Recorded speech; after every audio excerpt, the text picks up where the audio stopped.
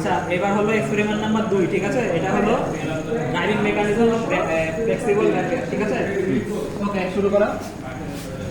এইটা হলো bottom shaft, হ্যাঁ, বটম শ্যাফট থেকে এই যে এইটা হলো ক্র্যাঙ্কশ্যাফট, হ্যাঁ, এই ক্র্যাঙ্কশ্যাফট থেকে এটা চলে যাবে স্টুডে, স্টুড থেকে চলে যাবে হলো এই আর্মটাকে উপরে।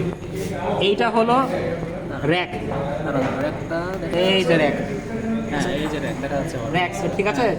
এই র্যাক থেকে সোজাসুজি এই যে ভিতরে এগুলো সব বাকি বাকি সব কম্পোনেন্টগুলা ভিতরে আছে।